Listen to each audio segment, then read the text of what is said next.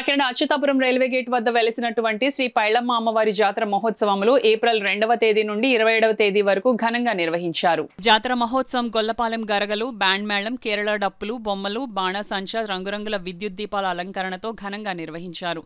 April 28వ తేదీన అమ్మవారి తీర్థం సిమివమ్మ ఉత్సవం జరిగింది. ఈ కార్యక్రమానికి ఏడాది అధిక సంఖ్యలో భక్తులు వచ్చి అమ్మవారిని దర్శించుకుని తరించారు. కార్యక్రమంలో ఉత్సవ కమిటీ, ఆలయ కమిటీ పెద్దల ఆధ్వర్యంలో జరిగింది. మే 11వ తేదీ ఆదివారం మధ్యాహ్నం 12 గంటలకు భారీ ఎత్తున అన్నప్రసాద వితరణ కార్యక్రమాన్ని ఏర్పాటు చేసినట్లు ఆలయ కార్యదర్శి కోకా వెంకటగిరి తెలిపారు. అన్నప్రసాద వితరణలో కోడి మాంసం, రొయ్యల కూర, చేపల కూర వంటి నాన్ వెజ్ భోజనాలతో పాటు వెజ్ భోజనాలు ఏర్పాటు చేసినట్లు చెప్పారు.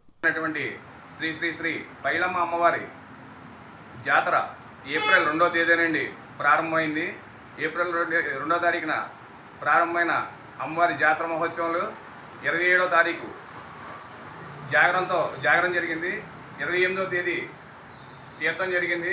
ఈ సంవత్సరం తీర్థానికి శిల్పమోత్సవానికి అధిక సంఖ్యలో ప్రతి సంవత్సరం కన్నా ఈ సంవత్సరం ఎక్కువ మంది రావడం జరిగింది.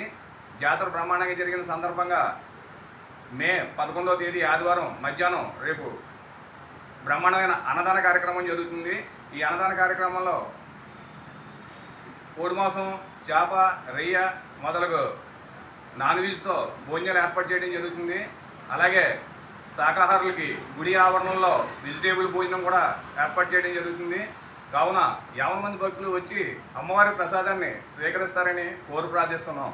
ఇట్లు కోకా వెంకటగిరి, ఆలయ కమిటీ సెక్రటరీ.